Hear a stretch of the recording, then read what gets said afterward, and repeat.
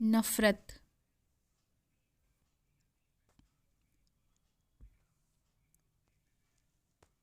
मुझे बहुत दुख हुआ जब मेरी माँ ने मुझे स्कूली शिक्षा के लिए मेरी मौसी के घर भेजकर मुझे मेरे पिता से अलग कर दिया। मैं 6 साल की थी और मुझे पढ़ाई से जैसे नफ़रत सी थी। अपने छोटे से शहर में मैं स्कूल से भाग जाया करती थी।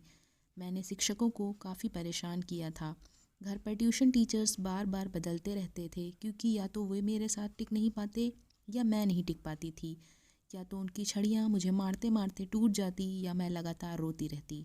मेरे पिता मुझसे ज़्यादा ही लाड करते थे, इसलिए उन्हें मुझे रोते हुए देखना नापसंद था।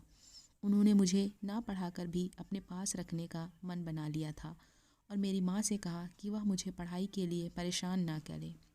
हालांकि मेरी माँ एक ज़िद्दी महिला थी जो इतनी जल्दी मेरे सामने हार नहीं मानना चाहती थी, इसलिए उन्होंने गुप्त रूप से मुझे मेरे मौसी के घर भेजने की योजना बनाई, जो एक अलग शहर में रहती थी। मुझे कॉन्वेंट स्कूल में दाखिला मिल गया जहाँ नियम बहुत सख्त थे। मेरे पास स्कूल से भागने का कोई रास्ता नहीं था। शुरू में मुझे इससे नफ़रत थी। मुझे अपने पिता की बहुत याद आती थी और जब भी वह मुझसे मिलने आते थे तो मैं उनकी बाहों में सिसकने लगती थी। यह हम दोनों के लिए कठिन समय था। मेरी माँ की पत्थर दिल महीना होने के कारण निंदा की गई। हालांकि यह मेरे जीवन का एक महत्वपूर्ण मोड़ था। वहाँ कुछ जादू सा हुआ और मैं किताबों के प्रति जिज्ञासु और मोहित हो गई।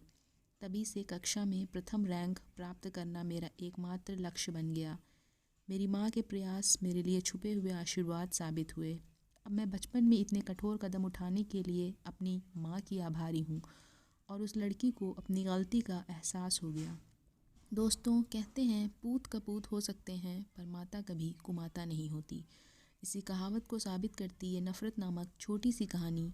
हमें अपने माँ बाप की बातें सुनने में उबाऊ और बुरी लगती हैं, पर उसके पीछे छुपा होता है उनका प्यार और हमारा उद्धार। हमारे जीवन की सफलता का राज ही हमारे माँ बाप हैं। शुक्र मनाएं कि आपके माँ बाप अभी ज़िंदा हैं।